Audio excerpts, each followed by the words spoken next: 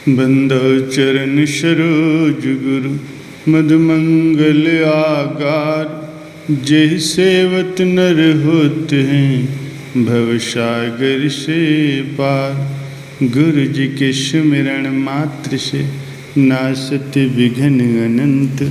तासे सर्वारंभ में ध्यावत हैं सब संत। तासे सर्वारंभ में ध्यावत हैं सब संत। परम संत श्री कबीर साहब जी कपड़ा बुनने का काम करते थे। एक दिन उन्होंने अपने परिवार से कहा कि अब मुझसे संसार का ये झूठा धंधा नहीं होता। वह कहने लगे कि सुबह जो तानी से नली को निकालने के लिए फूंक देनी पड़ती है, मेरा वो श्वास नाम के बिना व्यर्थ चला जाता है। इसलिए अब मैं ये काम नहीं करूँगा, क्योंकि कहा भी गया है कि ये दम हीरा लाल है, गिन गिन गुरु को सौंप। अर्थात अपना हर श्वास सद्गुरु को अर्पण करो।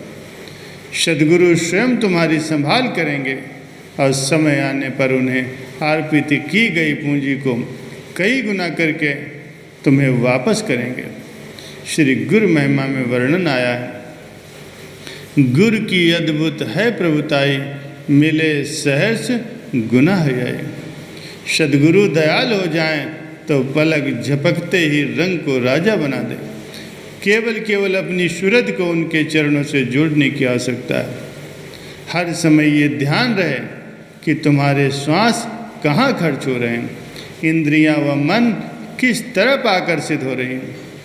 आँखों से यदि सद्गुरु का ध्यान हो रहा है तो कमाई निश्चय ही बढ़ेगी, और मन के ख्यालों के अनुसार अश्लील दृश्य देखने में सांसों की पूंजी जा रही है तो समझ लो ये व्यर्थ है। इसी प्रकार कानों से सद्गुरु की महिमा सुनने से लाभ होगा। इसके विपरीत किसी की निंदा सुनने से रूहानियत के धन में उतनी ही कमी आती जाएगी। इसलिए हर क्षण अपने मन व अपनी इंद्रियों को सद्गुरु से जोड़े रखो, उनके नाम सुमरण से जोड़े रखो।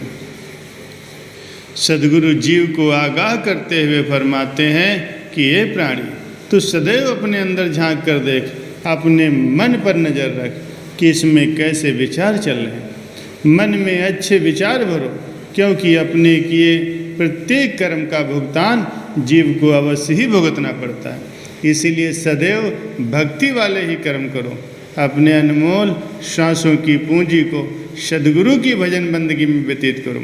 सत्संग में जाने से रूहानी धन में वृद्धि होती है।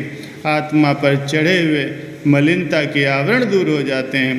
परम संत श्री कबीर साहब जी अपनी वाणी में वर्णन करते हैं, कहता हूँ कह जात हूँ, कहा बजाऊँ ढोल, श्वासा खाली जाता है तीन लोक का मोल। श्वास सुफल सो जानिए जो सुमरन में जाए, और श्वास यूं ही गए करि करि बहुत उपाय। वर्णन करते हैं कि हर सांस त्रिलोकी की कीमत रखता है। इसीलिए अपने हर श्वास में नाम की आराधना करो। जो श्वास मालिक की भजन बंदगी में व्यतीत होता है वही सफल है, और बाकी तो सब व्यर्थ है। सद्गुरु के चरणों का आश्रय लेकर भव बंधनों से मुक्त होकर के हर श्वास में बंदगी करते हुए अपना लोक और परलोक दोनों ही संवार लो। महापुरुष अपनी वाणी में कथन करते हैं कि आँख कान मुख ढाँप के नाम निरंजन ले, भीतर के पट तब खुलें जब बाहर के पट दे। फरमाते हैं कि आँख कान और मुख बंद करके अंतर में अनहद शब्द सुनने से वो शब्द तुम्हारी सूरत को पिंड देश से निकालकर ब्रह्मांड की सैर करवा देगा। अंतर के कपाट खुल जाने से हृदय रोशन हो जाएगा, किंतु ये पट खुलते तब हैं जब जीव अपनी सूरत को बाह्य भौतिक जगत से हटाकर अंतर्मुखी कर लेता है। कहते हैं एक राजा के राज्य में एक पूर्ण महात्मा जी का आना हुआ। वे भिक्षा मांग करके जीवन निर्वाह करते थे। वे प्रातः और शाम को सत्संग किया करते थे, जिसको सुनने के लिए हजारों लोग एकत्र हो जाया करते थे। धीरे धीरे उनकी ख्याति राजा के कानों में पड़ी। राजा ने अपने वजीर को कहा कि जाओ और उन महात्मा जी को आदर सहित महल में ले आओ। आज्ञा पाकर वजीर उन महात्मा जी के चरणों में उपस्थित हुआ। उन्हें राजा के महल में पधारने और भोजन ग्रहण करने के लिए विनती की। महात्मा जी ने कहा, मुझे पास ही के घरों में जिनका द्वार पहले खुला मिल जाता है, वहीं से जो भिक्षा मिले मैं उसे ही पर्याप्त जानकर ग्रहण कर लेता हूँ। मेरा यही नियम है, इसलिए मैं राजा साहब के यहाँ नहीं जा सकता। राजा को जब ये बात पता चली तो उसने अपने राज में ढिंढोरा पिटवा दिया। कल सब अपने घर के द्वार बंद रखें। रोज की बात महात्मा जी जैसे ही घर से निकलें, सभी के द्वार बंद देखकर आगे की ओर बढ़ते गए। चलते चलते वे राजमहल तक जा पहुँचे। राजमहल का द्वार खुला देखकर वहीं भिक्षा लेने के लिए अंदर चले गए। राजा तो पहले से ही उनकी प्रतीक्षा में था। उसने बड़ी श्रद्धा से उन्हें भोजन करवाया और फिर आत्मिक उन्नति का साधन पूछा। महात्मा जी ने मुस्कुराते हुए फरमाया कि जिस प्रकार आपने हमें यहाँ बुला लिया है, उसी प्रकार आप भगवान को भी अपने पास बुला सकते हैं। राजा ने विनती की, कृपा करके मुझे स्पष्ट बताएं कि मैं भगवान को किस प्रकार से पा सकता हूँ। महात्मा जी ने कहा कि जिस प्रकार आपने राज्य के सभी घरों के द्वार बंद करवा दिए और केवल अपना ही द्वार खुला रखा, और मैं घूमते घूमते सहज ही आपके महल में प्रवेश कर गया, वैसे ही आप अपने शरीर रूपी नगर के सभी द्वारों को बंद करके केवल अंदर का ही एक द्वार खुला रखोगे तो मालिक स्वयं ही उसमें प्रवेश कर जाएंगे। संत सहजो भाई जी अपनी वाणी में वर्णन करती हैं, तीनों बंध लगाए के अनहद सुने टंकोर, सहजो शून्य समाधि में नहीं सांझ ने भोर।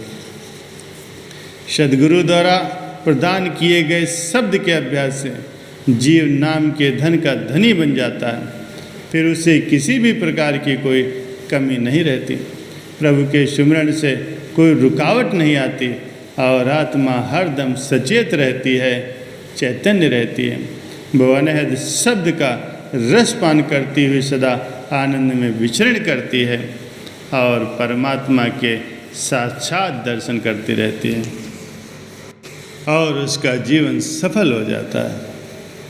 आठों याम दसन द्वार में अमृत का झरना है बहता, सूरत को जो खींच ले अंदर वही मज्जन है करता। मिटाकर अपनी हस्ती को जो मालिक से है जा मिलता, उसके भाग्यों का क्या कहना, बन अमर फूल वो है खिलता।